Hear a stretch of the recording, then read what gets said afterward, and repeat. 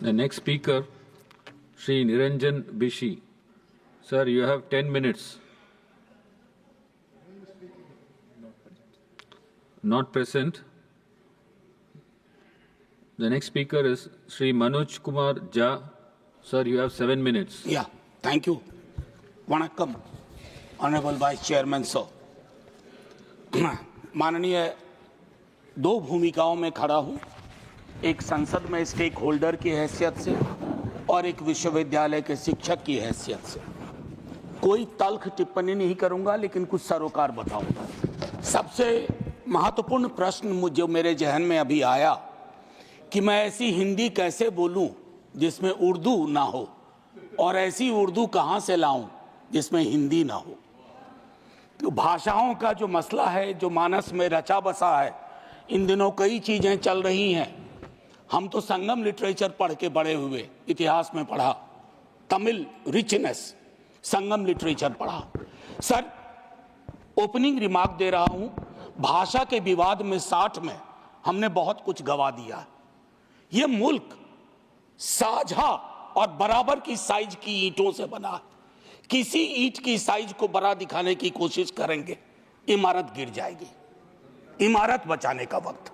मैं सिर्फ इतना कहना चाहता हूं, चाहे संस्कृत हो, तमिल हो, बांग्ला हो, मैथिली हो, भोजपुरी हो, हिंदी हो, भाषाएं सरकार के प्रोत्साहन से नहीं बढ़ती हैं, भाषाएं लोक माध्यम से बढ़ती हैं। और अगर हिंदी भाषा बढ़ी है तो लोक माध्यम से बढ़ी है, छोटे छोटे गानों से बढ़ी है। पखवाड़ा मनाने से हिंदी नहीं बढ़ी है, फोर्टनाइट मनाने से नहीं बढ़ी है। सब ये मेरी पहली बात थी। लेकिन खैर क्या कहूं, मकतबे इश्क का दस्तूर निराला देखा, उसको छुट्टी न मिली जिसने सबक याद किया। तो ये हालात इन दिनों है कई सारी चीजों में।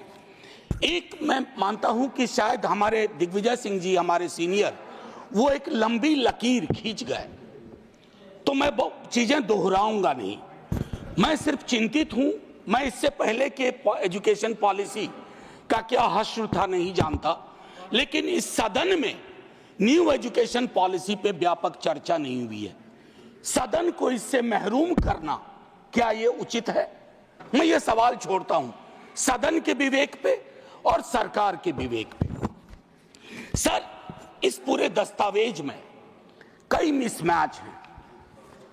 दस्तावेज की शक्ल और वैचारिक रुझान की, पेडागॉजी और टेक्नोलॉजी के मिसमैच की, लैंग्वेज को लेकर के एक बात मैंने कह दी, उसी को थोड़ा खुलासा करता हूं। सर, मदर टंग वाली बात बहुत बेहतर है कि 5वीं क्लास तक मदर टंग में शिक्षा दी जाए, लेकिन हम बाबा साहब भीमराव अंबेडकर को याद करें। उनके वक्त में जो सच था वो आज भी सच है, क्योंकि सोशल इकोनॉमिक मोबिलिटी के लिए अंग्रेजी एक भाषा है, उसके प्रति दृष्टिकोण भी हमें साफ करना होगा। भाषाएं किसी की बपौती नहीं होती हैं, भाषा लोक जीवन से उभरती है और भाषाएं लोक जीवन को समृद्ध करती हैं। अब doubling the gross enrollment ratio की बात हुई 2035 तक संभवतः इस दस्तावेज में, तो उसमें मुझको लगता है कि उस हिसाब से अगर इसको अचीव करना है तो प्रति सप्ताह 15 वर्ष तक नए विश्वविद्यालय खोलने होंगे। अब आइए सर, मैं एक महत्वपूर्ण विषय पे आता हूं, और इस विषय पे संभवतः मैं 50 बार बोल चुका हूं। सर, एक चीज होती है एनएफएस, ये एकलव्य ढूंढने का नया तरीका हो गया, नॉन फाउंड सूटेबल। मैं नहीं कह रहा, कमिटी कह रही है, committee on welfare of schedule caste and schedule tribe. उन्होंने कहा जो ये स्टीरियोटिपिकल रिस्पॉन्स आता है कि सूटेबल कैंडिडेट नहीं मिले, ये बिल्कुल गलत है सर। कमिटी ने कहा ये एक्सेप्टेबल नहीं है। यही बात कमोबेश ओबीसी रिक्रूटमेंट में लागू होती है। मैं माननीय शिक्षा मंत्री जी से, माननीय नेता सदन लगातार बैठे हुए हैं, सर आग्रह करूंगा, ये महामारी सब कुछ लील जाएगी। ये मध्ययुगीन व्यवस्थाओं की महामारी है जो आधुनिक चोला पहन चुकी है। इस चोले को उतरवा के फेंकवा दीजिए, अन्यथा बहुत मुश्किल होगी।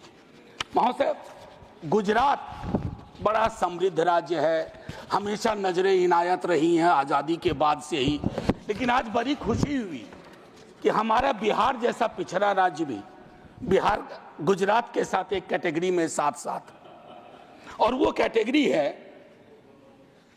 एनरोलमेंट इन हायर एजुकेशन, जहां हम बिहार, आसाम, गुजरात भाई भाई।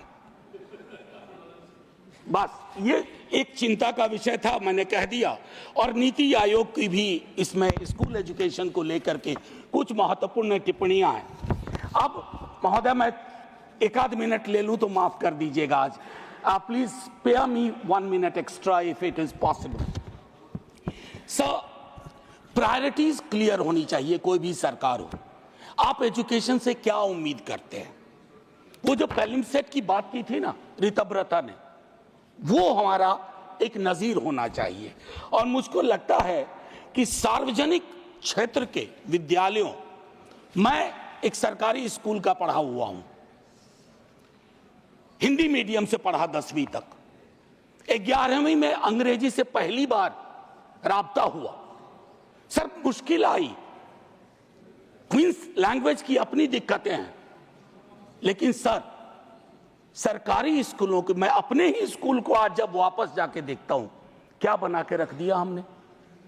मुझे निजी क्षेत्र को के खिलाफ मत समझा जाए, लेकिन एक संतुलन होना चाहिए। दुनिया के तमाम उन देशों ने एजुकेशन और हेल्थ में सबसे अच्छा किया है जिन्होंने सार्वजनिक क्षेत्र के को बढ़ोतरी दी है, उसको प्रोटेक्ट किया है। एनटीए के बारे में कई दफा बोल चुका हूं सर। ये कोचिंग इंस्टीट्यूट के, मैं संसदीय दामाद असंसदीय तो नहीं है ना, मैं पूछ लेता हूं पहले ही, नहीं तो दूसरा शब्द दूंगा। हाँ, रिश्तेदार की तरह व्यवहार करना। कोचिंग इंस्टीट्यूट फ्लरिश कर रहे हैं, बार बार परीक्षा पैटर्न, पेडागोजी, सिलेबस में बदलाव, बच्चों को हमने गिनी पिग्स बना के रख दिया। मैं दिल्ली विश्वविद्यालय में हूं सर, नामांकन की पद्धति बदल गई है, लेकिन मैं देख रहा हूं अब 8वीं 9वीं क्लास से बच्चा स्कूल एजुकेशन को छोड़ करके एनटीए की कोचिंग ले रहा है कि सीयूईटी क्वालिफाई करना। ये स्ट्रक्चरल प्रॉब्लम है। बस सर 1 मिनट। शिक्षा के संस्थान वैचारिक युद्ध क्षेत्र हो गए हैं सर। मैं टिप्पणी नहीं करना चाहता, घनश्याम जी ने कही एक बात सर, कोई टिप्पणी इस तरह की नहीं कि वामपंथी रुझान। मुझको लगता है कि कांग्रेस के साथ दिक्कत पता नहीं क्या थी, उन्होंने वामपंथियों को तथाकथित, हालांकि उसमें मेरिट नहीं है, ढूंढा। लेकिन सर दक्षिण पंथी वैचारिकी का अड्डा बनते जा रहा है। आप कई चीजों को हटा रहे हैं। अच्छा पीएचडी नहीं चाहिए, बिना पीएचडी के ले लो। अच्छा ये एलिजिबिलिटी हटा दो, तब भी आपको लोग नहीं मिल रहे हैं उस रुझान के।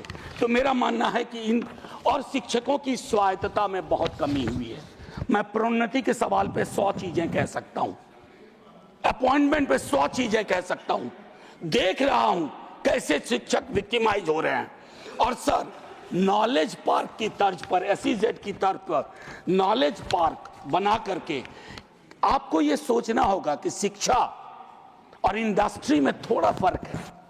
इसको उद्योग और सिर्फ निवेश की नजर से मत देखिए, क्योंकि इसका पहले नाम था ह्यूमन रिसोर्स डेवलपमेंट।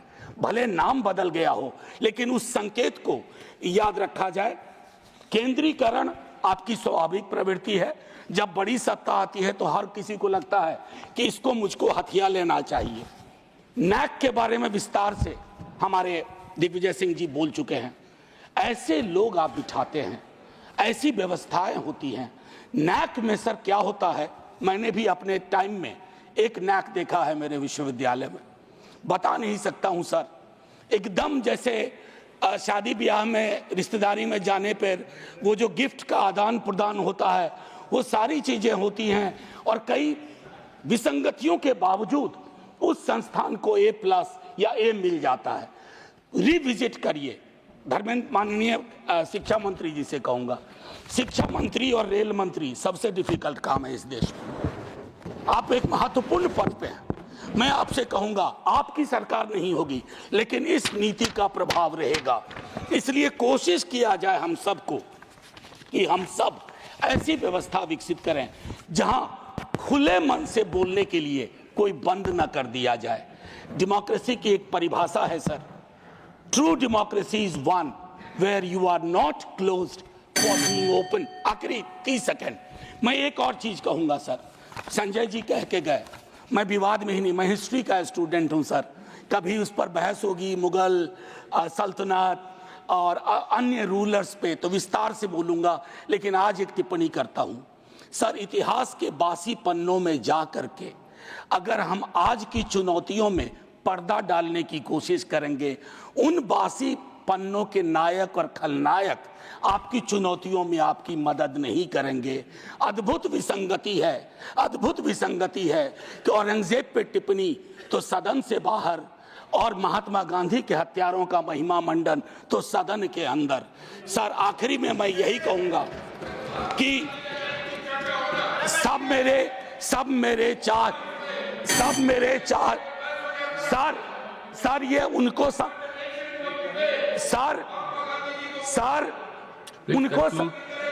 उनको समर्पित जिन्होंने वो उर्दू पे कुछ अल्फाज पेश किए थे। Please conclude. सब मेरे चाहने वाले हैं, मेरा कोई नहीं। Please conclude. सब मेरे चाहने वाले हैं, मेरा कोई नहीं। मैं भी इस मुल्क में उर्दू की तरह रहता हूं। जय हिंद सर।